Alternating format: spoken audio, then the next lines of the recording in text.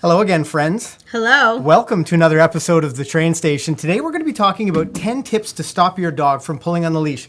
I know lots of you guys might be working on leash pulling. I know it's a really popular topic, on our YouTube channel, a really popular topic when we chat with our online and in-class students. It's something that everybody, I think when you get a dog, you're thinking like, oh, I'm going to spend so much time, we're going to go for walks and hikes and it'll be so much fun. And then, in reality, it's a little more challenging than you may have expected. You might find that your dog pulls on leash, is really distracted by other things.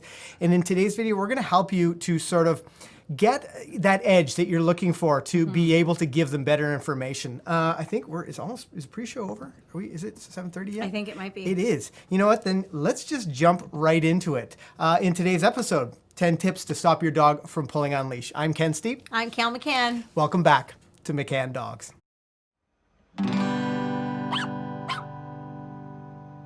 Now, something that I always have a lot of fun with is when we come up with some of these ideas, and I know a lot of you guys were, there's lots of comments on our leash walking videos.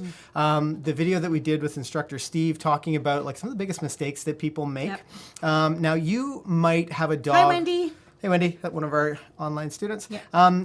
You might have a dog who you don't often walk on leash. Like there's lots of people, especially where we are, there's lots of rural property and people, don't necessarily walk their dog on a leash. But there might be a time when you're traveling, when you're going up to the cottage or you're heading into town or there's a reason that you're walking and you need your dog to have the skill, to be able to walk in beside you. Or maybe you walk every single day and this is going to be perfect for you. If you're walking as your dog's main source of exercise, today's video is right on the money for what you're looking for. I think the other thing too, a lot of people end up not walking their dog or not taking their dog places because the walks are so frustrating. Sure. And they're not very enjoyable because the dog's pulling or acting inappropriately. And then, sometimes the dog gets the short end of the stick because they're not being trained properly or being given good information. They end up missing out on walks. They end up missing out on experiences and getting a lot of life experiences. And so it's important that this is something that is a priority in your dog's training because it leads to a better life for them and for you guys with your dog as well. G'day from, where did I see? Divine Madness joining us from Australia. Thanks for joining us all the way from Australia. Hi, Shandy.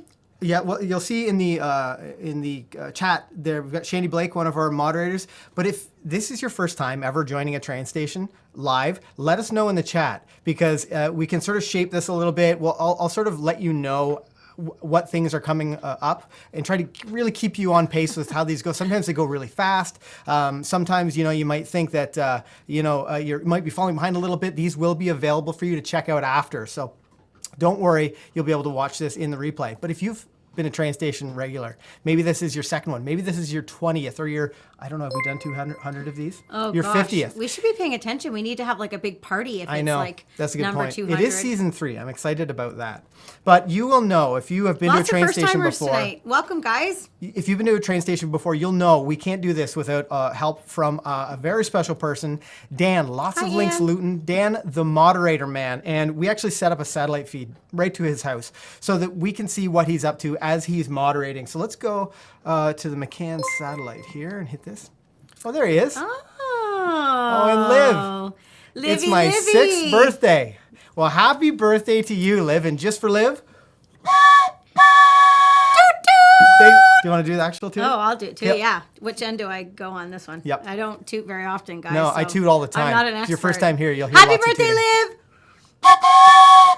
That was It's a pretty good one. It was really okay. horrible. I'm sorry. The other thing that you might know if you've been to a train station before is one of the exciting parts is people are joining us from all over the world. I'll see the comments, in the live chat. I'll check the comments after the show, and sometimes I'll have to research where this country is. It's a lot of fun for me.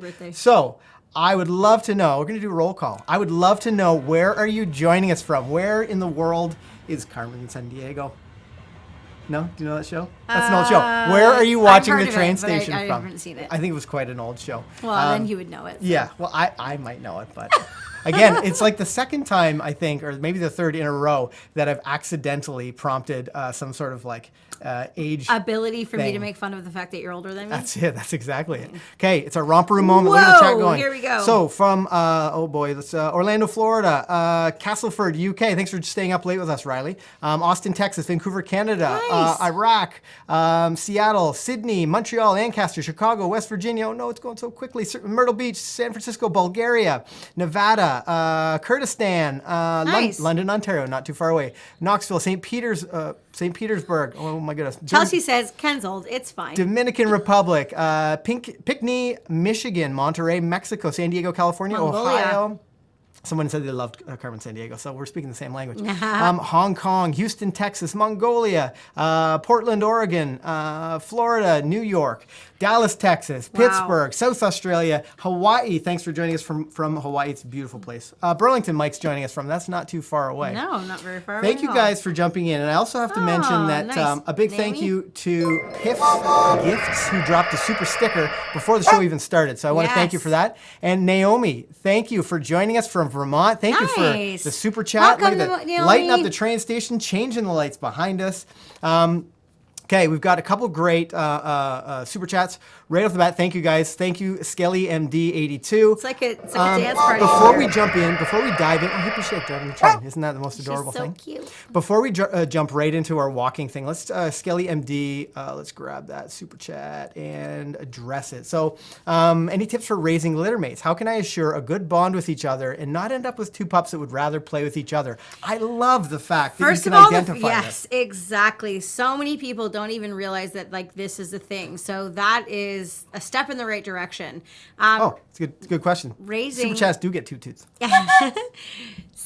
Separating the puppies is going to absolutely be a must, and I don't envy you. Having two puppies at the same time is something that I have done once and I will never do again.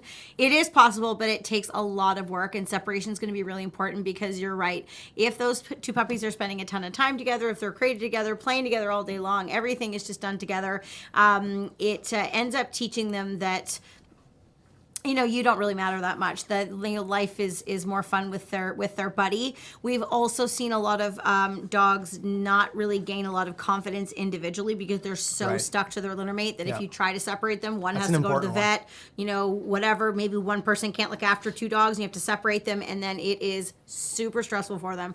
So when I did it, I had two different crates. I crated them in two different rooms. I would train one, put it away, train the other one, put it away. I would walk them individually, and it wasn't until I really felt that I had a really solid bond with each of them individually did I then start to do some stuff together. When they had a bit of skills, they would listen to me, and it was a ton of work. But it was, it turned out to be fine in the end. But it was definitely a lot of work. So we actually have a great resource for you. It's shoot, what was it called? It's something like when one is not enough. No, how to train your dog, or how to safely introduce your dog to your other dogs, or something like that. You can follow the exact same rules when you have a litter mate. So that's important to keep in mind. Yeah. Now, if you're your first time here, my name's Ken Steep. This is Kale McCann. We're professional dog trainers at McCann Dogs. And at McCann Dogs, we've helped more than 100,000 dog owners who are just like you, that had the same questions you did to overcome their training challenges. So,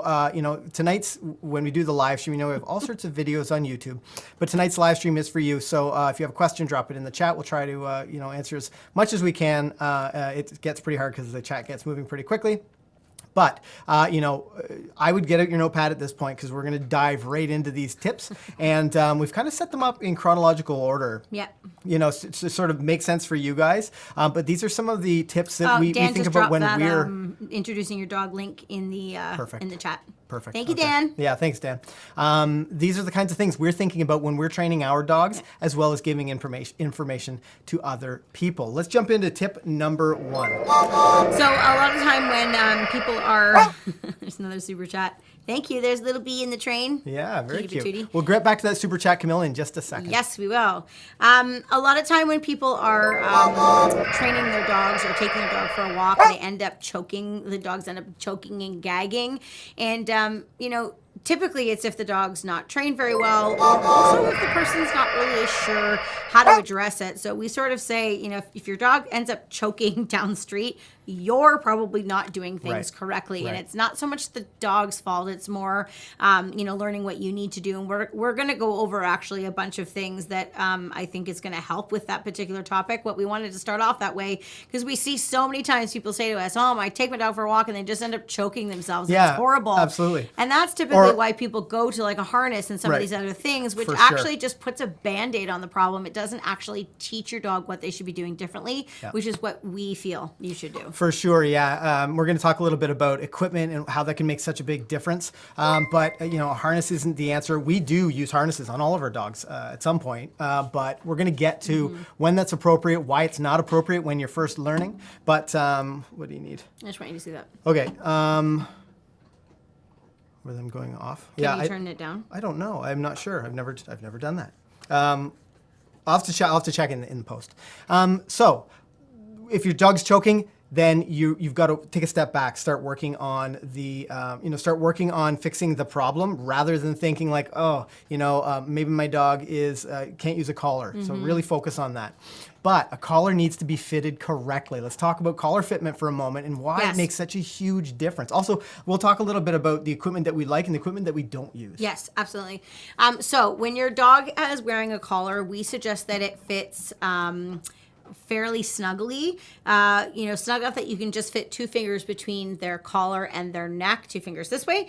And we do that because we want to make sure that it's not so tight that it's going to be uncomfortable and choke the dog. We're certainly not aiming for that. Right. But we also don't want to have it so loose that if we try to pull on it, it's going to like slide and go up over their head and possibly come off. We do find that a lot of dogs, if the collar isn't fit well, just that alone will cause them to be a little bit more mischievous because they feel a little bit like you have less control. So having a well-fit collar is really important. We also really tend to use collars that have buckle type fittings rather than snaps because we deal with so many dogs and we've heard so many stories. We've heard so many dogs have snaps just come undone or break apart. And then you've had a dog that's running around without any leash or collar on, which is super dangerous. So a buckle is a pain in the butt to put on and off for sure. Yep. But it's safer once it's on, and it's a little bit better. I see a couple people talk about using a body harness. We are going to actually talk about harnesses.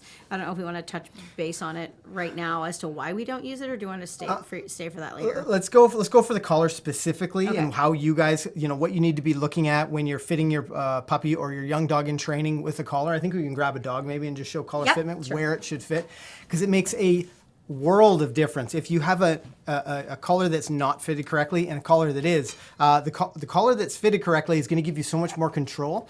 It's also going to allow you to give your dog good, well-timed information. So, it's one of the reasons that we'll start with something like a flat buckle collar, one that's not, that doesn't, have attention, it's not dynamic.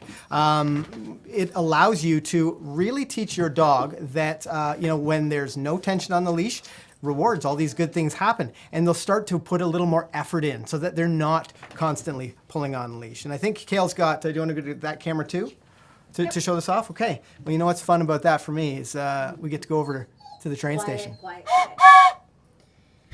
Okay, so I have a flat buckle collar here. It just has a buckle at one end, and this isn't really, we actually sell these on our store. They only have one hole, but they adjust. So if you buy one, you can just make it bigger for your dog all the way through.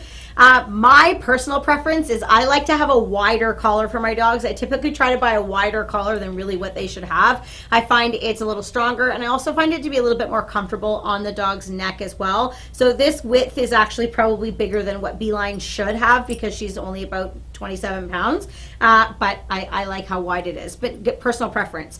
So basically when I put it on, I'm going to do up the buckle. Am I okay where I am, hun, or should I come closer? And then once it's done up, I want to make sure that I can just fit 2 fingers. So this collar actually fits her perfectly. I can just fit 2 fingers between her fur and the collar.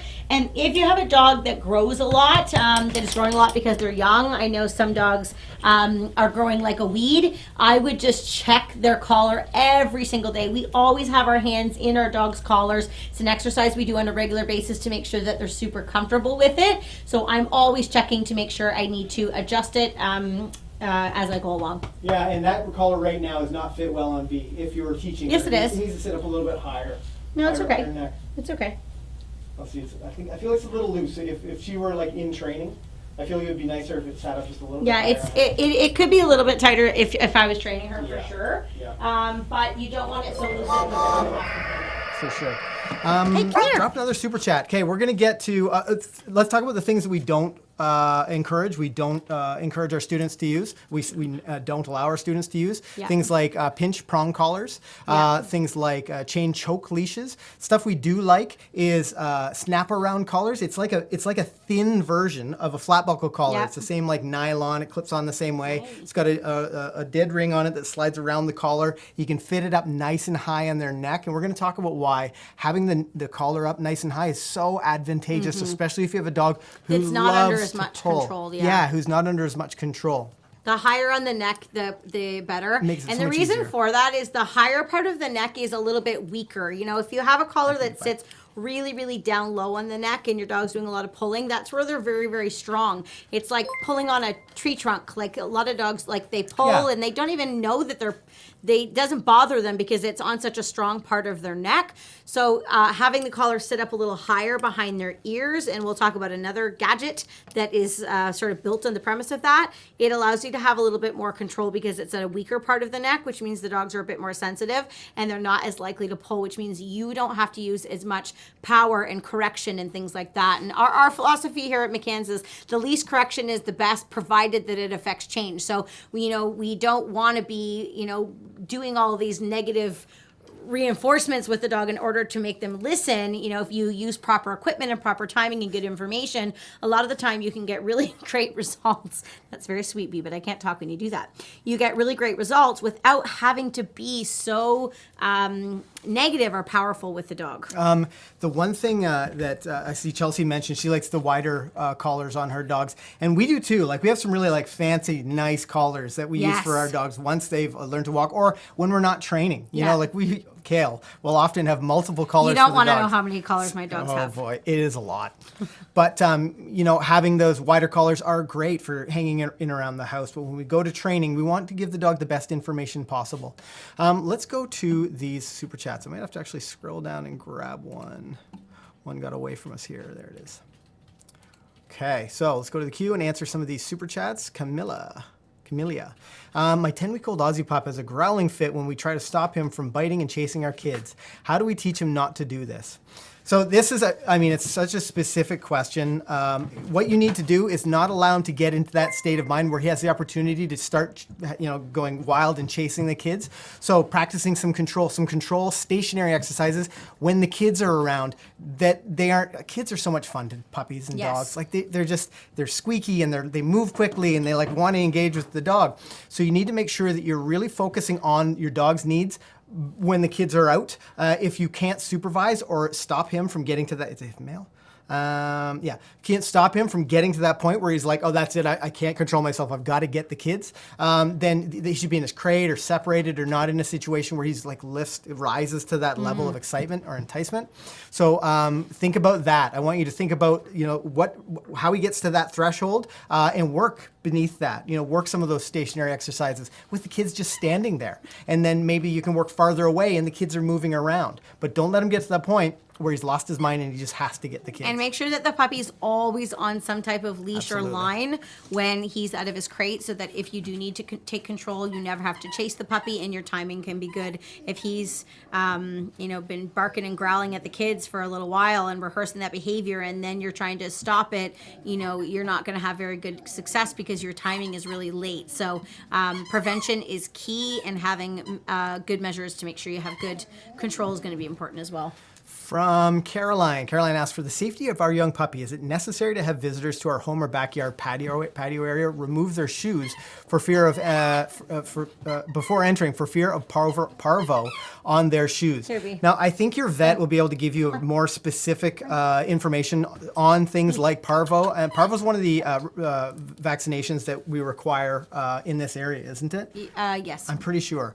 So your vet will be able to give you better information. I mean, why not? safety first. That might be something that I would practice, because I do want to have a safe area like my backyard where the likelihood of there being anything that they aren't vaccinated for is really low. So, if that's the extra step then that you take, that's fine. It's totally fine. And I sort of like that you're thinking ahead a little bit, but you do want some space, or to be able to find some space, because I know lots of you guys, are in maybe in like an apartment or an area that's got lots of common space. See if you can pick out a spot where no dogs go, where no people go. Yeah. If your dog's going to be outside, because you do need to be thinking about their safety. Can I just address something that's coming in? Yep. I took the squeaky toy away. Sorry, Tanya. She was driving us crazy with the squeaky toy too. A couple people are asking, what's your problem with prong, or what's your problem with chain collar? So definitely, I would be happy to address that. For sure. We don't really think that those collars are necessary to use when you're training your dog, especially initially. We find a lot of people, don't actually know how to use them properly, and they don't know enough about dog training and timing, that they now are using collars that inflict pain. That's the purpose of them, is they're uncomfortable and they hurt, and they don't have good timing, and they don't really know what they're doing. And we just don't see that as being very fair to the dog.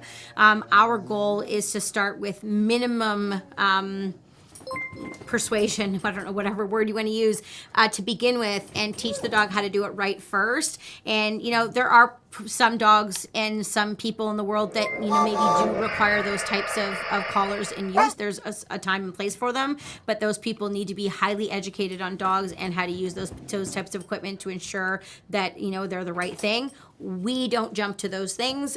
We prefer other methods. And we're going to give you a couple other examples of the types of collars that we do use in our training. But that's everyone has their own thoughts, but we're not believers in those. And, to be completely upfront and transparent, I have used them in the past, like way back in the day. And you quickly develop a dependence or a reliance on them. And it's not the best way to give your dog good information, because the dog's, self-correcting all the time. And my focus at that point was just the dog would self-correct and I'd be dependent on it. So you couldn't go for a walk unless you had this thing on. What you want to be thinking about is dog's motivation, teaching them good information, giving them, rewarding them with your voice and food, etc. All those steps along the way. I didn't like the results I was getting with something like that. And you'd never want to be dependent on one single piece of equipment.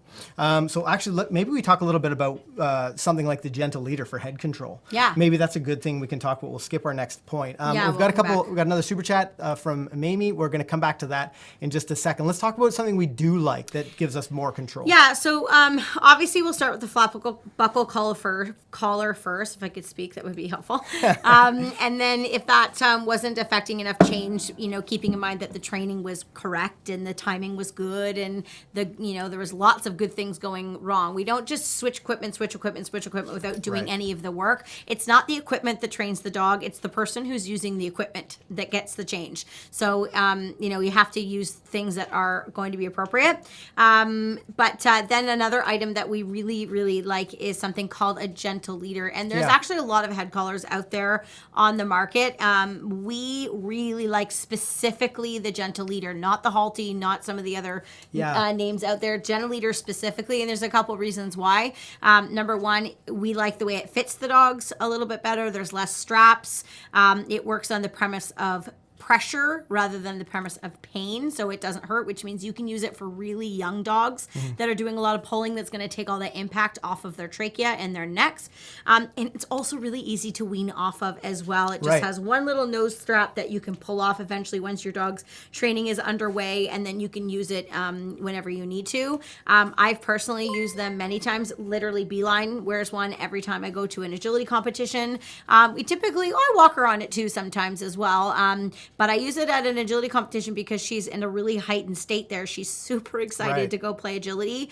And I'm just not interested in, correcting her for pulling and getting to these big battles with her. I want her to be calm. I want to be in a positive mindset with her because we're competing, and I want her to feel that as well.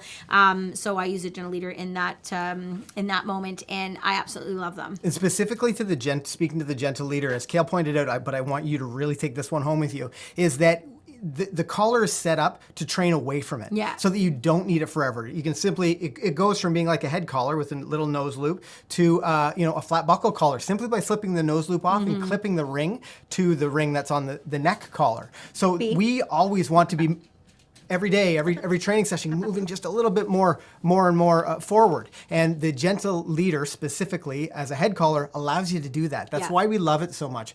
But I've also seen like worried dogs, for example, which you wouldn't think, Bee's a good example, but even like some of the dogs that come into our grade 1 class in the school, a worried dog who's like really struggling to move around and get a Gentle Leader put on them, and it's, they have a greater sense of, they don't have to be in control as much. It's quite remarkable to watch. And when you see it enough times, you start to really believe in the product. I know because I went to the Gentle Leader with my Black Lab Deegan, and the control it gave me was, she was a strong dog, but the control it gave me was so awesome. You want to show it off? Okay. I just put her Gentle Leader on her. I have to put yellow on it so that we know that it's hers. Her color's yellow, of course. So just turn your head to the side, Bee. So you can just see there's like one strap that goes over her nose, one strap that goes up behind her ears. I know it's black, so you guys probably can't see it super well. This is her black side of her neck, and it fits right up behind the ears, and basically you just pull up on it just a tiny little bit so they can see. When you pull up on the Gentle Leader, it doesn't pull the dog's nose closed, but it just tightens this little back part right here, and it's like getting a little scruff shake. It's something that they are very familiar with from being a puppy. You'll see that it doesn't go over top of her mouth. If she wanted to, she can open her mouth up. I've played Frisbee with her Gentle Leader on. I've done all kinds of fun things to like get her comfortable with it, and now she's just, I bike with her with it on, all kinds of things, and she's just super comfortable. Yeah, and let's just show the transition. Like as your dog gets great skills for whether it's walking or whatever you're using it for. Do you mind doing it just because it's a bit awkward for me to do it there? You can just slip the nose loop off, you see that, and then you can clip it. If I can find the buckle. Right here. Pull it under, and then you just clip the leash to the D-rung underneath her chin. Yeah, you clip it there.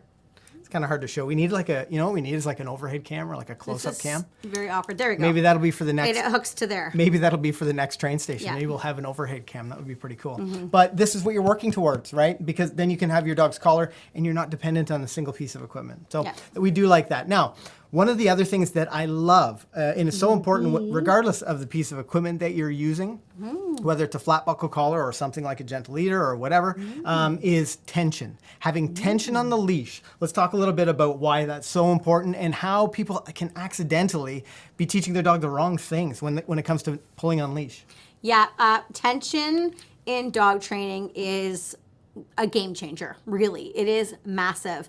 I actually did a private lesson with somebody today, and we had a really great talk about tension because she was having a lot of trouble with leash pulling, and she was showing me what she was doing. And one of the things that I had noticed is that her leash, when she was training, was almost always tight. And the dog wasn't the one doing the pulling, but she always had a little bit of tension on the leash. So the second she would loosen the leash, boom, the dog would just, book it to the end of the leash. So when you're training your dog, your ultimate goal is that your leash, will you put that thing down for a second? The banner for a second? Yeah. Awesome. So your goal is that your leash, actually here, I'll put it over here so you guys can see a little bit better, should have slack in it at all times once your dog is doing the training and also when you have them controlled. So this is slack. So see how the clip of my leash is pointing towards the ground? And we call this in our dog training having a gentle J in your leash. This is super important. But what a lot of people end up doing is, for example, the dog will even be sitting and they'll just have the dog like this and it's always tight. So there's a couple of things that happen. But number one, my dog then knows she's on a leash. So we have a lot of dogs that are leash-wise. Can you do a demo, like with you standing and her at your side, like something that people would often do with adding a little tension? I think that would be a great example. She's being very loving right now. I know, she's being very cute. Yes. Okay. Yeah, and then we're going to jump in. We're going to answer Alexandra's question and Mamie's question as well. Come here, Libby. Also, gives me an opportunity to toot. Let's head on over to the train station. Here. Beeps. Okay, so when people are often training, what will happen is their dog will be sitting or even walking. I can even show you awkward walking here. People will walk and they end up walking their dog. Come on, it's okay. Walking like this. Now you can actually see Bee's like very uncomfortable because she has been trained that when the leash goes tight, she reacts to tension. And this is something that we do in our training, and we call this having leash respect. So you'll notice if B's out, okay, and I put tension on the leash, look what she does. She automatically moves towards me because she says, I know I'm not allowed to have tension on my leash. I need to keep my leash loose. So then what ends up happening, okay, is if I just move, watch what she does. Without me even saying anything, you're so good, I can move around and she understands to not put tension in the leash. Oh, that was fancy.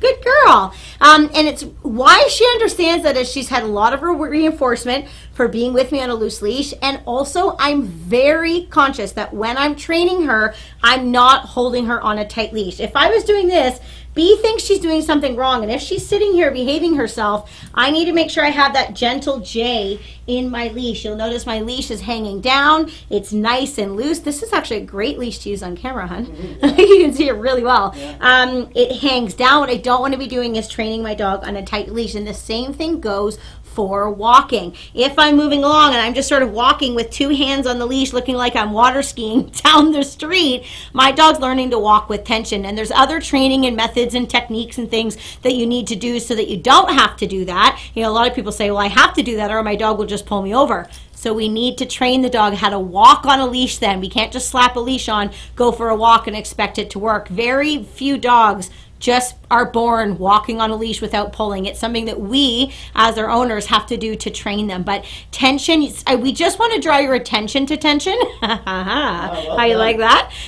So that when you have your dog on a leash, especially things like starting out stationary, be aware of what your leash is doing. If you stop to talk to somebody on the street, don't stop there and stand and talk to somebody like this for 5 minutes. That's not fair to your poor little dog. And it may require some training. Like your dog may get up, but this is exactly what you're aiming for. Absolutely. You might put slack in the leash, and without training, your dog probably is going to get up. So you can just place them back and then put slack in the leash again until your dog understands that if they remain here with the leash staying loose, you can then reward them. And again, okay, I'll come back over. Welcome back. Thank you. Okay, hop up. These are all skills and exercises that we work in our course online and in class too, depending on where you live, online called Life Skills. And we have an 8-week progression on teaching your dog to walk on a loose leash. We talk all about leashes and technique and all that types of those types of things. So this is something that you're having trouble with and you want to get a little bit more specific progression training on how to work through it, then check out our Life Skills program, and it's for sure. It's pretty awesome. You know what? I want to speak. We'll talk about this for a second. We still have 6 more things, and I just remembered that I created these fun little lower thirds for you guys, and then I totally forgot to use them. Here we go. I mean, that's tension on the leash. Isn't that fun? Oh. But talking about like progressions, having progressions with your dog, knowing what they're capable of. So if you work for 2 minutes in your driveway and you're like, oh, this is actually going pretty good. They're not pulling. Why don't we go on a 4 kilometer or a 2.5 mile? I hope that's good conversion. Walk. Your dog isn't ready for that kind of thing. So really think about baby steps along the way, because that's how your dog's going to be more successful. That's how your dog's going to be motivated, and that's how you can enjoy the training. You can enjoy going for a walk with your dog that isn't you being pulled down the street. Let's jump to, we had 2 super chats that I want to speak to, and we can get back into the swing of things in just a moment. So Alexander Nicole, how old do puppies have to be before they can start doing agility training? Do you have to wait until their growth plates fuse? Would you like me to take this question? I think it's probably good. Yeah, Kale's 20-time world champion of dog agility. So I mean, I have nothing to say. I don't even know if I'm good at anything. She's a world champion. You can do agility. Well, not well. Well, it's hard. Big shoes to fill. So with the agility, I do start agility training with my dogs in the beginning, but it's not the typical training that you would think of. All of the training that we do with our dogs before a year of age is all very, very low impact. It's a long time before my dog would ever see a piece of equipment. She might go through a tunnel as a puppy or like something like that a couple times just for something fun. But we do a lot of training with the dogs. There's so much. You could spend an entire year or more simply on foundation training that has nothing to do with actual agility equipment. equipment. It is important that their growth plates are closed, but there's also lots that you can train your dog to do that you don't even need equipment for. Learning how to follow your body language, understanding how to hold a sit and a wait, retrieving, self-control, shaping, all kinds of things are done that we do from our dog's tricks, body awareness, the amount of body awareness exercises I did with this puppy when she was a baby, teaching her to back up, teaching her to balance on perches, all kinds of things to let her learn about her body and to make sure that she was coordinated and that she was going to be, fit and able to do agility safely. It's an extremely difficult sport on a dog's body, and so we take it really seriously. So there's lots of things you can do. For sure. And if you want, we actually have a McCann Dogs Agility YouTube channel. You can check that out on YouTube. From Mamie Sheen, I have my daughter's corgi, and he always barks when running with other dogs, and he scares them so they won't play. What can I do to help him socialize better? He sounds like a lot of fun, and I think it has a lot to do with the other dogs that he's playing with. It's really hard to, what you need to do is figure out what sort of attitudes, what's the word I'm looking for? Dogs that he meshes with better. Because if he's running and getting so excited, barking, scaring the other dogs away, that's not necessarily his fault unless he's acting aggressively. The other dogs just aren't comfortable with that kind of play, and you'll find that there are all kinds of different play styles that dogs have. And that might not be a good match for him. Yeah, and if you don't match them well, sometimes that actually can create problems. You can cause dogs to be really worried about other dogs, or maybe they can learn to be a bit of a bully as well. So if you've watched the show before, you've probably heard me say this before, is you should choose your dog's friends wisely. Right. I am very aware of who I expose Beeline to, or any of my dogs, because I want her to think that the world is full of sunshine and roses. Yeah. I want her to be confident. I want her to be happy. I want her to be well-mannered around other people and dogs. So if I think that there's a dog that might not be a good influence or match for her, that might scare her or something like that, then I don't let her interact with those dogs. I'm super picky. Bee only has a few friends, I would say, but those friends are very good friends. So I want you to think about socialization in terms of experiences that your dog. It's not necessarily interacting with other dogs. Experience that your dog has, and they will be able to operate and act and function regardless of whether there are dogs around or not. That's really sort of your goal, is to make sure that your dog understands that you are worth listening to, and that they can go play, but that they can be called back as well. It's going to be a really valuable thing for you. Wendy. Okay, what's up? Oh, so agree about dog fans. I have quoted you, Cal. Sunshine and roses only. Yeah. I love that. We kind of covered head control a little bit. And having head control when you're walking on leash is so important. It allows you to turn your dog away from something, to slow your dog down, to speed them up. That's why we talked early in the show. Beeline is demolishing that bee just behind us. You can talk. It gives you the head control so that, up nice and high in their neck, so that you can turn them when you need to. That way, they're not loading into that collar down on their shoulders where they have the most strength, and just leaning in. And we see lots of dogs that'll go for walks most of the way, just sort of like pulled back on their neck, on their collars. That's kind of what happens when they wear harnesses as well. Well, that's precisely what happens, for sure, yeah. Okay, on to your turning. Let's talk about turning. Kale, why don't you jump in and talk about the power. See this fun thing? The power of turning. Yes. So learning how to turn with your dog is really important when you're getting your dog to walk with you, because often, especially if you're walking on sidewalks or you're walking in a straight line, that can actually be one of the worst cases for dogs to do a lot of pulling, especially if they know where you're walking, like walking to the park or walking to like a certain place that maybe you take them to go to the bathroom, or you take them to throw a ball or something. They anticipate those things, and going straight, often, a lot of dogs will do a lot of pulling in those circumstances. Right. So one of the techniques that we teach in our classes is teaching our handlers to turn and to change direction, which allows the movement to be a little bit more interesting. It sparks a little bit more attention from the dog. And most importantly, especially if you're on a sidewalk or you're walking into something, turning your dog away, literally like doing a bout turn, like 180 degrees, will move you further away from the distraction. Beeline, leave it. And it will allow you to have better control, because you're moving. The closer you get to actually, Ken, you did a great video one time where you talked about distractions and magnets. Right. And, Oh, yeah. you know, understanding about the closer you get to a distraction, Yeah. the more magnetic it is, and the harder it is for you to get your dog's focus and That's attention. right. So, Yeah, so that would be a good video for you guys to watch. I don't remember what I titled it, but it was pretty abstract. It didn't do well on the channel because I think it was a little deeper than people were ready for. Yeah. But I will tell not you. these people, though. No, you guys. Our here in the train live station stream. people, Exactly. they are ready for You guys know where it's at. dog training knowledge. Because you're here for the why. You know, Yes. this is what we need. This is what you need to understand to empower yourself to give your dog good information. But think about your dogs walking like magnets. And again, in the video, I don't remember what I called it. Whatever it was, looking at leash walking in a different way, something like that.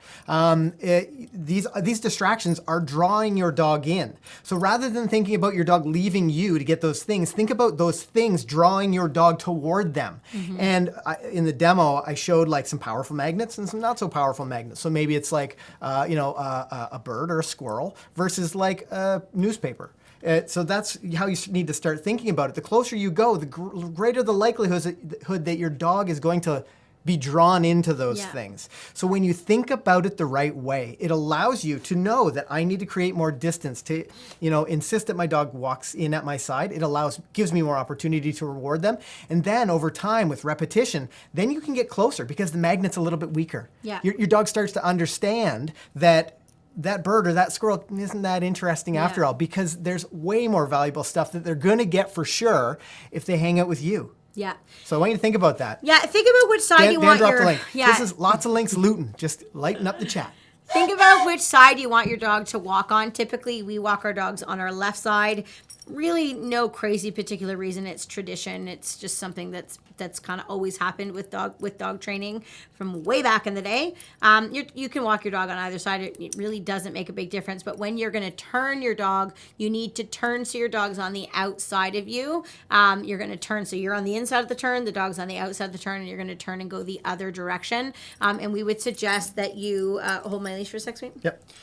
So when you're walking, you would slide your left hand down the leash. So if my dog's on my left hand side, slide my left hand down the leash, hold the leash tight. And as I turn, I'm going to turn and go the other direction. And I'm going to put my hand low on the leash. I'm not going to hold the leash high and choke my dog and spin my dog around. I'm going to slide my hand down the leash where I have more control and then redirect. And then going back to tension, once my dog is moving with me and is a bit more focused, I'm going to release the tension in the leash. So my leash goes back to being loose. I'm not going to continue walking my dog on a tight leash. I'll tighten, release, as needed, depending on what information my dog needs. For sure. Let's we've got a couple of things. I want to someone dropped a super chat and they didn't have a Quindy Franco, thank you for the $2 super chat. Now we'll have to keep an eye out if that was just a fun super chat. Thank you very much. Or if there's a question to go along with that. Melinda has a question. My dog pulls when she isn't in front of the pack, people and dogs. Super common question. Let's talk about how you can give your dog a little better information in that situation. Yeah, if you have a dog that's that really insists on being at the front of the pack, I think that changing direction is going to be really important. And I would first start this training without the other dogs in the picture. So just you and the dog. Work on teaching the dog to not barge ahead. And I'm going to actually give you complete opposite advice to what I just said a moment ago. If you have dogs that are doing a lot of barging ahead and doing this type of thing where they want to sort of, not necessarily pull and drag, but they just want to kind of race you, doing left-handed turns so that your dog's on the inside of the turn actually works really, really, really well for teaching the dog to back up out of your way. And it sort of just reminds the dog like, hey, I'm in charge of the speed here. You don't want to pace to them. And once you've done a little bit of that training individually, you will find that when you bring the other dogs in and you can start to turn, I will often do that if I'm walking multiple dogs at a time. Like sometimes I walk all four of my dogs at a time. If I need to, I'll just pop back on the appropriate leash of whoever is getting too bargy ahead. Or I'll just tell them, hey, get back, guys. And I'll turn in towards them a little bit. So they all sort of have to back up. And then we kind of do a little circle around and then off we go again and we're all good. Yeah, that can be such an effective way. Do you want me to show that? Yeah, I think that would be good. Yeah. I'm going to use slam. And I saw Quindy, I saw your question and I think I loaded it into the chat. Yeah, so great. I love this question, and I'm so happy that you followed up with a question and you didn't just miss the opportunity, because this is a good question that I think everybody needs to know. Everybody here that's working on loose leash walking, really good. So we'll jump to that in just a second. But before we do that, why don't we just head on over to the train station? Okay, out. Come here. Okay, so I'm going to use Slam. Come here for a second because he definitely gets more excited. So what I would do if I'm moving with him is if I find that he is, let's start further back, buddy, come here, is as I start to move forward and he starts to move ahead of me, what I'm going to do is slide my left hand down the leash. I'm going to pop back towards me, but I'm actually going to turn into him so he stays on the inside. So again, this is a technique that I would use for dogs that like to race ahead of you. Not necessarily for pulling, but just for dogs that like to walk slightly ahead without the leash actually going full on tight. So there's two things that I could do. I could turn 180 degrees, so I'll show you that first. So if I'm walking and my dog starts to march forward, let's go. I would use the leash, and as I turn, I'm going to pop back the opposite direction. So that's one version I could do. Or if I start to move ahead and he barges too far forward, I can take, oh, he knows what to do. I'm going to take my hand and I'm going to pop back, get back, and I'm going to turn him to the inside. Okay, so pop back, turn him into the inside. That's better, good boy. And as I turn and he like backs up out of my way, okay, yes, good. See how he kind of scooted out of my way? That's, I'm going to yes and reward him. And I would actually, good boy, Slam.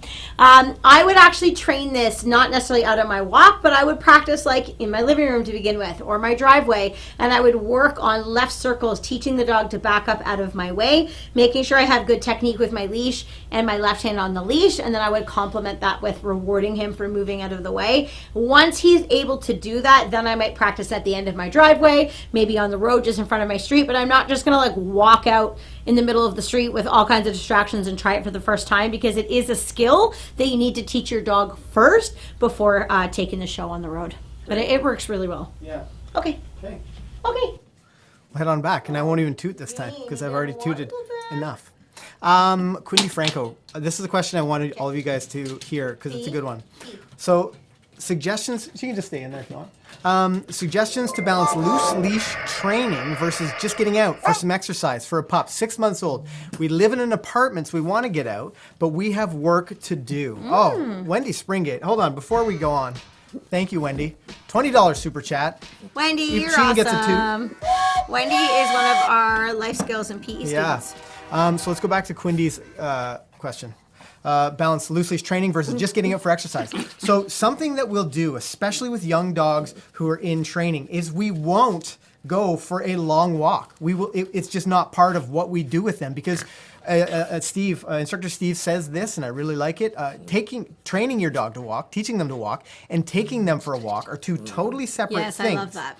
So, we have lots of opportunities, and actually there's some really great videos on the channel, like playlists even, Dan. You might want to check the playlist. Yippee, you're on the screen. Oh, isn't that cute?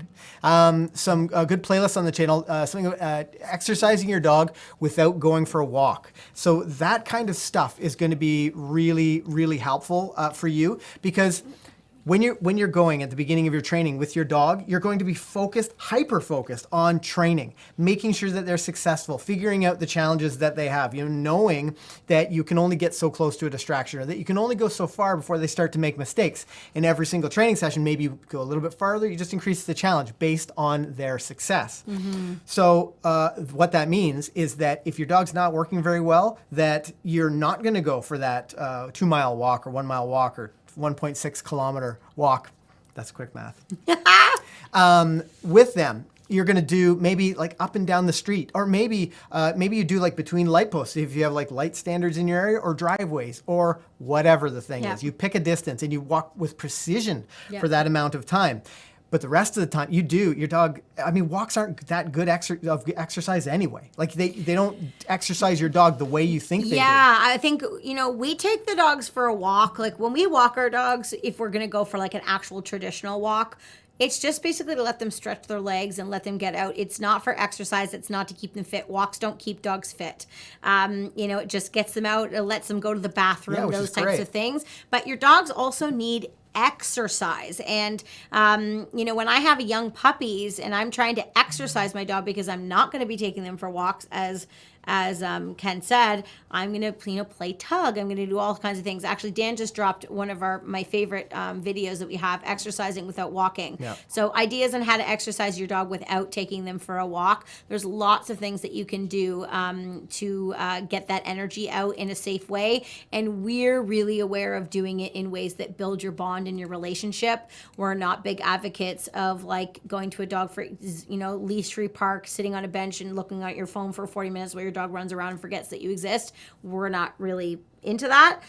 We want to go out and do things with our dog that exercises them, tires them out, and then builds our bond as well. For sure. Riley McCluskey, thank you for the super chat, £5. Riley says, my adopted GSD is 4 years old and was never taught not to leash pull. A previous trainer gave me a slip collar, but I'm feeling uncomfortable using it. So let's talk a little bit about what his first steps, next steps might be. Yeah, definitely 4 years of rehearsing pulling is... you know, when a dog rehearses something for a long time, it's definitely harder to fix for sure. What I would suggest that you do, Riley, though, is go back and do some foundation training with your dog, which I actually think a lot of older dogs really love as well. Yeah. And do some foundation training, like just even in your house to begin with. And you need to build a lot of value for your German Shepherd hanging out at your side, thinking that that's the sweet spot. We need to change his mind and let him know that when he's close to you in a loose leash, that good things happen. You might, you know, get some food out. You might reward him at your left, lure him at your side. Just, you know, practice where there's not a lot of distractions around so your dog can just really ace the exercise and build a lot of value, and then start to increase distractions slowly. But you're going to need to kind of reroute his mind a little bit, because right now he probably thinks pulling at the end of the leash is just what he does because he's just done it for so long. And you're going to have to build a lot of value for being at your side. It's definitely going to take a little bit longer for sure. This is not a quick fix, but I think it might be a more positive route than, you know, just, you know, putting a choke collar on the dog and persevering from there. A lot of German Shepherds are big and strong and they don't really care about choke collars anyway. So I would go a more positive route if you can and build a lot of value for being close to you on a loose leash. For sure. Okay, we've got another super chat coming in, but I want to talk about a really important element of your walking training. So Javin, we'll get back to you in just a moment. But, and that is, and I don't want to forget, because I went to all this trouble to make these things, and it is... You're so cute. Using so cute. your voice. Now, this is, guys, I'm telling you, I've seen it time and time again. I've talked to other guys, like students in our classes who are male. We need the benefits of using your voice to stay connected with your dog when they're learning to walk on leash. I mean, there's just nothing that replaces it. Actually, when I was a student in like grade 1, there was a point where I remember I had to switch chairs or something, and I made like a funny noise. I said, I don't even know where I'm going, or something like that, walking with Deegan. And it was really early in my training. But the precision that she was just like, you sound fun. Perfectly, yeah, she thought, oh, this is so interesting, kid. Just hold on for a sec. So, a part Ken of says, what let her be so excited. Yeah, because it is quite loud on there, I think. Okay. Something I want you to keep in mind is using your voice. It's not going to be forever, but for right now, it is so valuable. We talked in our last live stream about a study that was done at the University of Arizona or something that talked about how dogs have this, they're like hypersocial beings. They're hypersocial animals, and they have they share a similarity with actually a human condition, which is like Williams-Billings syndrome, which is people who are hypersocial. But dogs find it so gratifying for you to communicate with them, to engage with them. So using your voice alongside food reward, which is like immediately. I'm going to bring down this thing now. Settle. With using food reward is so valuable. I can't stress this enough, guys. But again, it's when you start your walking. It's so that you can be successful, so that you don't have to be like talking to your dog the entire time on your walk, because it's a little ridiculous. But guys, if there's guys watching this, and I know I've seen lots in the chat, you guys really need to set your ego aside, focus on the training, because using your voice, being a little bit more outgoing, can really turn things around for you. Yeah, I have a different direction with voice as well. And that is when you use your voice, because I actually have seen a lot of people when they're training, they'll often, kind of say the words that they think they're supposed to say, like good girl or good walking or good dog or whatever it is. And you look at the dog and the dog's pulling or sniffing, and like that's not really a good time to be saying good girl or good boy or good walking or whatever. So, you can actually utilize your leave it. That's great, Riley. That's awesome. Good. You can actually utilize your voice to both let your dog know what you like and what you don't like. Right. And the tone of voice that you use is really important. We're not going to yell and scream at the dogs, but, if I need to get a little bit more control, I'm going to say, leave it. I'm going to say it a little firmer. A lot of people say, leave it, leave it, leave it. Good dog, good boy, good dog. It's like it all monotone. sounds the same. Oh, hi. Did I say good dog? You are a good dog. So I would use a lower, okay, I get the point. I would use a lower tone of voice when I don't like something. And then when I am getting a nice loose leash or maybe a little bit of attention, some engagement from my dog, then I'm going to say, good girl, good walking, good girl. There's a little tail wagging back there because I'm saying good girl. Yeah. Anyways, you can get nice and silly with your voice for sure, but it needs to be at a time that actually is going to be giving your dog the information that they need in that moment. Yeah. How many people think that Hippie Shake looks like Animal from the Muppets right now? Like she needs a haircut. If any of you guys are groomers out there, please don't judge me. Yeah. She also was paddleboarding with me on the weekend, and so her hair is wild because it was wet. Yeah, she looks like Animal, don't you? You're awfully cute. I think she looks like a Fraggle. So using your voice is important, guys. I can't stress it enough. We need to be great leaders, giving our dogs great information, and that might mean that we look a little silly for the first part of their training. Number 7, let's talk about speed. Using speed to encourage our dogs to be more successful. How would you do that in like a training session? Yes, speed is super important. We're always telling our students, walk faster, walk faster. Walk like you're late for somewhere, like you have to go to the bathroom or whatever it is that makes them laugh and chuckle to get them to actually go. But a lot of people, and I think this is a normal human thing when like you have a whole lot of things to remember at the same time, because you're like thinking about where's your hand when how are you holding the leash? What do you do? And people end up walking really slowly. And when you walk slowly, it just gives the dog so much opportunity to look around and look here. So when you're training your dogs walking, it's really helpful to walk at a nice brisk pace. It also shows a little bit of leadership on your part as well. What? A nice brisk pace. I know. I hear that in your head. Spread it All right, out. We're going for a walk at a nice brisk pace. You know what? Shut it. So you do want to walk at a nice brisk pace, very brisk. so that you can keep your dog moving and it keeps them more engaged with you, and that sort of blends well with the changing direction as well. You can actually do both of those things, walk faster and change direction. And then one of the things that we'll start to do in our more advanced classes with our dogs is we actually purposely change pace with our dogs. Yep. We'll go fast, we'll go slow, we'll do all kinds of things and see if our dog can still, and now I need to talk slower, still hold position at our left-hand side, so that if you're pushing a baby carriage or if you're walking on ice or whatever it is, when you change, we want your dog to change with you. We don't want you to walk to the dog's pace. We want the dog to walk to your pace, whatever that might be. But we know for a fact that you walking faster is way easier to begin with if this is something that you're starting out with from the beginning, or you're working through some things. And that's not a sprint. That's not like as fast as you can go. Louise, I love a nice brisk pace. It's the nice brisk pace. That's something that's really keeps your dog engaged. Should we show NBP? An NBP. Yeah, that's too hard to say. What about turning and maintaining pace? Do you think that's something that you can show? I think it's too small. Room for I think it's too small. Yeah, so we can talk about that maybe in another episode, or maybe it's a video that we can show to you guys. But it's something that can be really powerful, is maintaining that NBP. When you're turning, we're combining stuff now. This is like number. Say it right? Hold on, this is like number. I think you said MBP. November Bravo. Oh. Yeah. Okay. The power firefighter. The power with of your turning. Firefighter I'm mixing 5 and 7. Like we're just. The lid is off this thing now. This dog is too much. The next thing we're starting to get a little bit wild here. Like things are just not necessarily on point. We're going to bring it back right now with location. We're just going to leave Hippie to do the rest of it. Location. Maybe we should. Yeah, what do you have to say, Hip? Let's talk a little bit about location and rehearsing some of the things.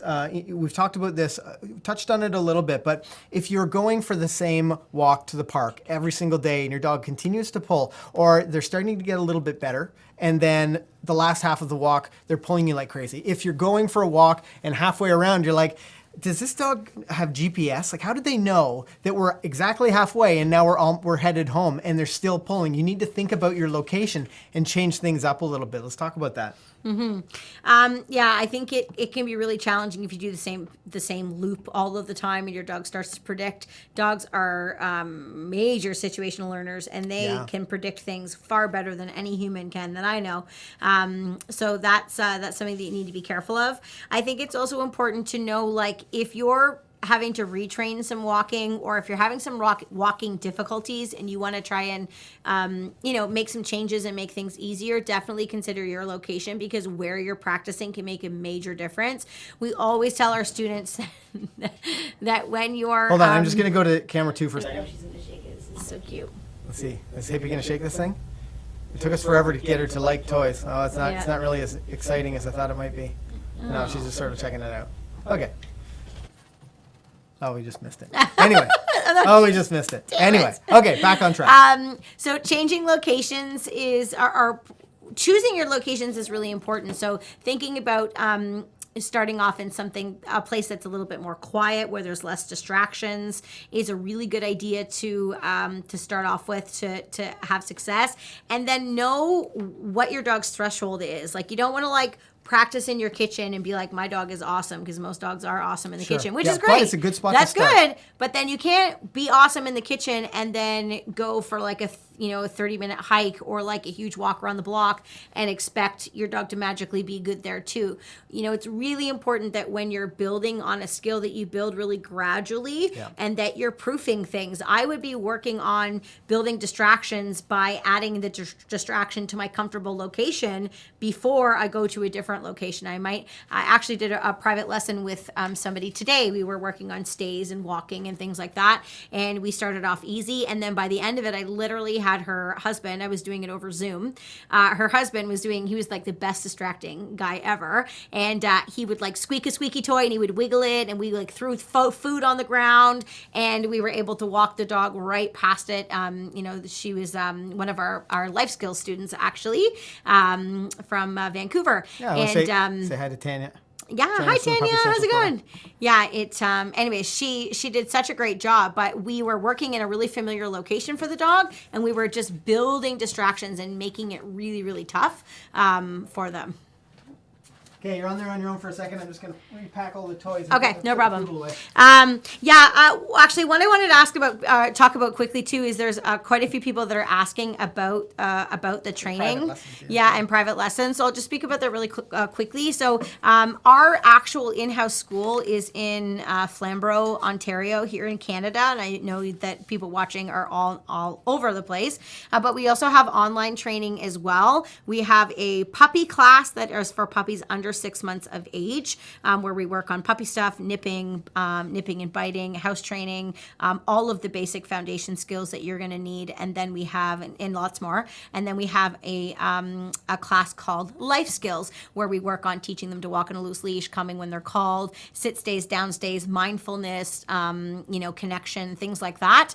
And it's awesome. And one thing that's very different, a lot of people ask us, if you're watching us, you probably have seen your YouTube channel, you probably know we have a ton of videos out there about training. But the difference between our YouTube channel, which is a great content for sure, but our online students get full instructor support. So we're in the groups with our students every single day, answering questions, watching videos, and giving them feedback, hand-holding, helping them totally along the way. Hi, Debbie. Debbie's one of our life skills students. We actually have quite a few students in the chat today, which is amazing. Wendy as well did some stuff. Yeah, and it's really, really awesome. So if you are wanting, and our life skills, the dogs have to be at least 6 months of age or 4 months of age. 4 months of age. And if you have an older dog, so was it Riley? You have a 4-year-old dog. Yeah. You still could do it. You could go back and do some foundation training and start from the beginning, because it's invaluable. You end up being able to do so much more with your dog because they have great skills, and it's we have such a blast together. We have weekly Zoom calls, all kinds of fun stuff. So it's well worth it. Dan's dropped a link in the chat. Just want to mention to Leslie, so our life skills program is similar to our grade 1 program. So if you're local, you can call our office, and one of the professional dog trainers in the office will be able to see if there's availability for grade 1. Yeah. But that would be an option for in class. Yeah, and our online classes is There's video content as well. It's quite detailed. Yeah. But then there's face-to-face stuff. But the truth is in the nuances when it comes to dog training, because we know that every dog is a little bit different. So, you know, we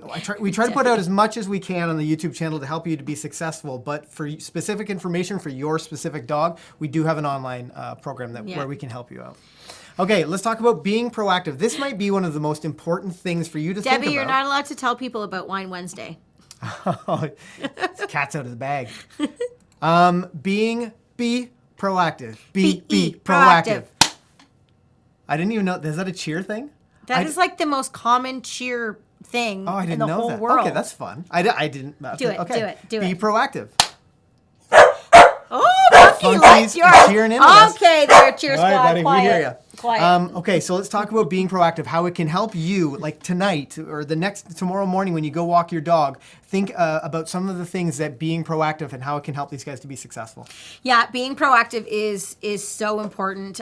Being proactive allows you to have great timing, and having great timing makes you a great dog trainer. Being a good dog trainer makes you have a great dog. It's just sort of the circle that goes around. But being proactive is super important because you need to be able to figure out what are your dog's biggest distractions, what are the types of behaviors that your dog does before they actually start pulling on the leash or barking at another dog or jumping on a person. Because a lot of people say, oh, it happened out of the blue.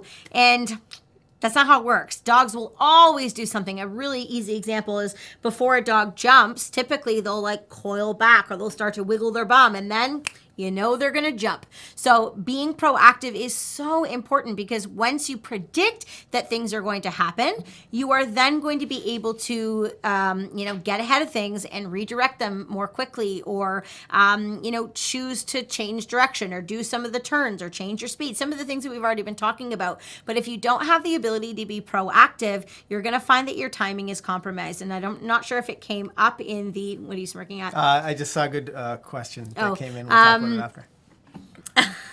I see what you're laughing at. Go ahead. No, I'm distracted. What was I just saying? It was really good what I was about to say.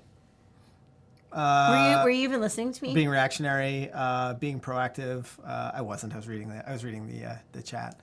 I remember. I'm not good. sure if Thank I'm not sure if we've talked about this on the live tonight, but it was. No, I forgot again. Oh no, I remember now. We wanted to talk about roller coaster of a live stream, guys. This is all live. Oh my God, so glad you could be here with us.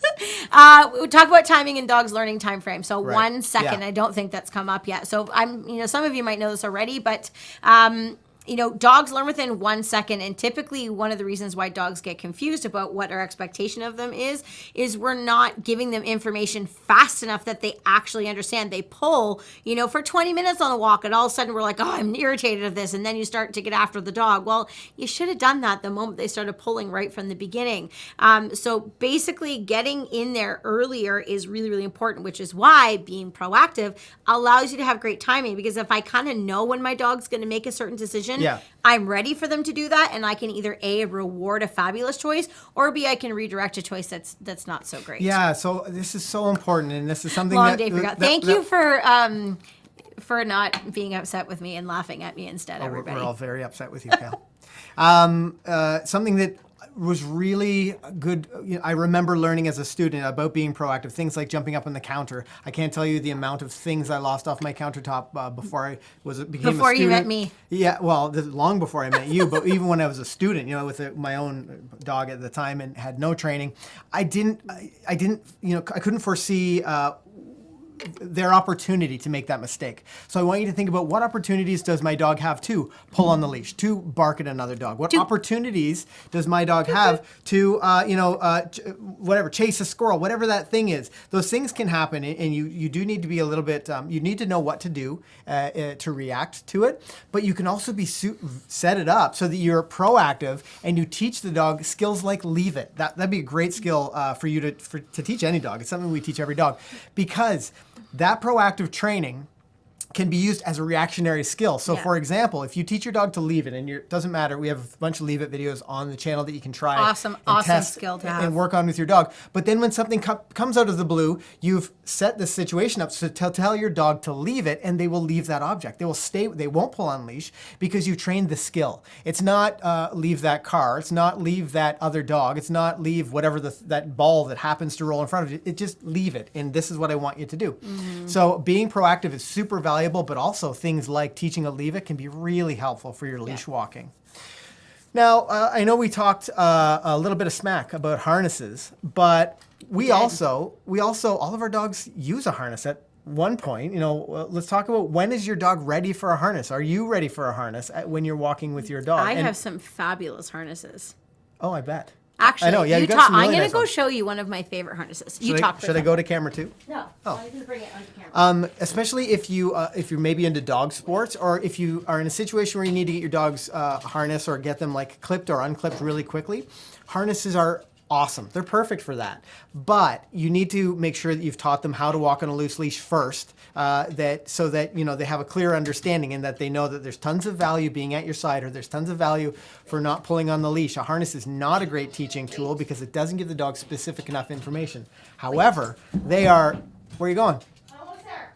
Oh, however, they are like super fancy. Kale gets fancy harnesses all the time. But they're also really cool and like easy to slip on and off of your dog. So a harness can be, a really great tool to have, but your dog needs to be ready for it. So if you're walking and your dog's showing you great loose leash walking, then you might be able to try the harness. Maybe you take it, maybe you have your flat buckle. You're likely to have your collar on as well. But if it doesn't go well, just switch to the flat buckle collar. You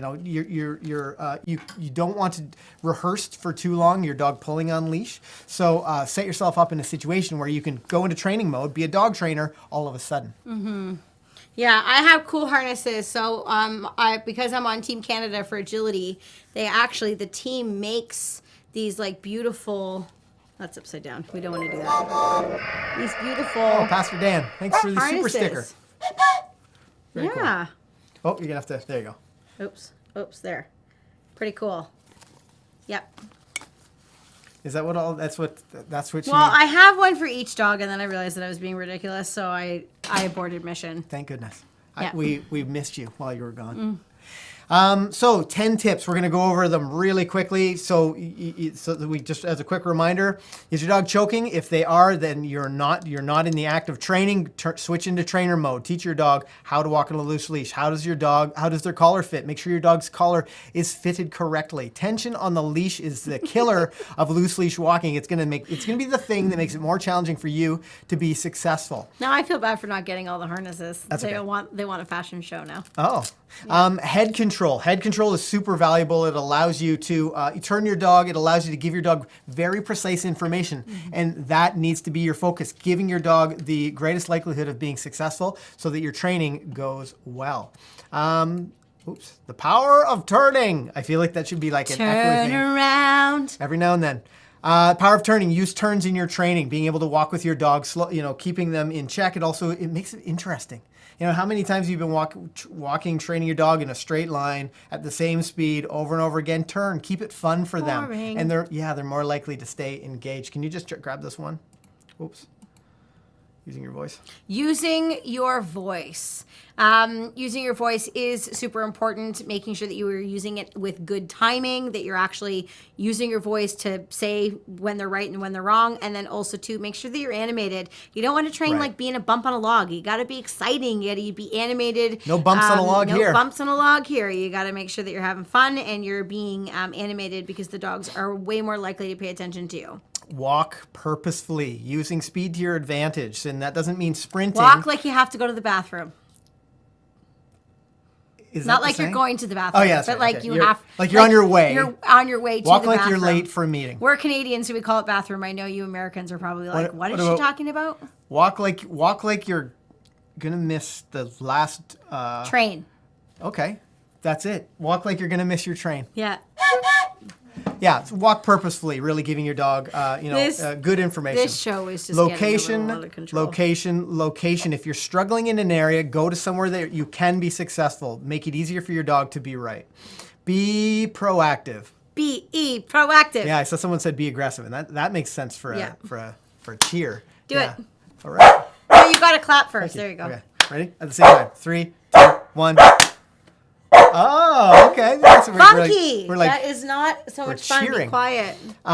So being proactive, it'll make all the difference in the world to help your dog to be successful. Marika Miller, thank you for the super chat. We'll jump on that in just a sec. And harnesses are great, but is your dog ready for a harness? Start with a collar. Start with maybe a head collar. If you're really struggling, a head collar can be a great solution. I'm drinking water, Wendy, sadly. Okay, Marika asks, how can I get my dog to ignore other dogs on walks? My 7-month-old pup won't respond to A+ treats, excited voice, bumps on the leash, or leave it. So let's talk a little bit about being proactive is going to be really helpful for Marika. But there are times when your dog just won't take food. What do you do? Yeah, I think that you need to consider, you're listing a bunch of really great things. The excited voice, bumps on the leash, leave it. But you need to consider your technique and your timing. Lots of people think that they're doing the right thing, but there's like subtle things that are off that can literally make the whole difference. Also, maybe consider the type of equipment that you're training your dog on. Maybe you'd have more success with something like a gentle leader where you can actually turn the dog's head and move them a little bit more. Some dogs, if they're really adamant about where they want to go, you can hold a stake in front of their face and they just don't care. Sure. So you need to be able to have good technique and timing so that you can change direction. So continue working those things, and it might just need that you need to skip walks for a little bit, exercise your dog in a bit of a different way, and you can go back and sort of revisit some of the foundation steps in your training. What you don't want to be doing is rehearsing poor walking. So if you take your dog for a walk and it is going poorly, you do not want to do that day in and day out and day in and day out, because it's going to be way harder to fix. So ixnay the walks for a little bit, exercise your dog with other methods. We've given you a couple video links in there to give you some suggestions, and then revisit some of the training that's needed for teaching your dog to walk on a loose leash. Leona with Gentle Leader, great option. We at McCannDogs.store, we get custom-made Gentle Leaders. We talked a little bit about it earlier in the show. You can scrub back and check that out. But we actually get them custom-made specifically for us, so that they have like a metal buckle, so they don't have the plastic one that clips out. So check it out, McCannDogs.store. And Ilona, I'm not sure how to say your name, I'm so sorry. But we actually did a bit of a section on Gentle Leader earlier. So if you scrub back later, we did talk a little bit about the Gentle Leader to give you a little bit more information. Now, people often will say, like, you guys talk so fast. Ilona, okay, thank you. You guys talk so fast, and we do. Like, there's so much I want to tell you about. There's so much that I want to talk to you guys about, and there's only so much time that we have to do these live streams. But it would be boring if we talked like this. Yes, I think it would be, Kale. That sounds very boring. It's also very creepy if you talk that slow. I think also we just got creepy. I know, yeah. Well, that's kind of how it goes, I think, when you talk slowly. But we love the fact that you're here to join us. We do live streams every second week, so there won't be a live like stream. you like to walk dogs. Yeah. Jacqueline. NBP. Give her a 2 for that. That's a good saying. Yeah, I like that.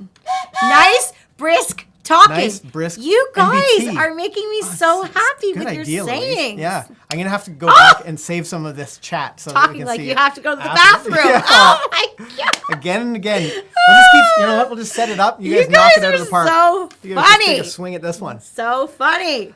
So I want to thank you guys for joining us. Now, do you guys have your calls planned for tomorrow for the students? Yes, we do. So one way that you can get to spend more time with us, whether at this point you want to or not, but to get I promise I won't creepy personalized advice specific to your dog is by joining our Puppy Essentials, which is for dogs under 6 months, or our Life Skills program for adult dogs that are in that training stage, but they're not quite a puppy anymore. That's right. And if you become a Puppy Essentials member tonight, what phone call or what? Puppy Essentials or Life Skills.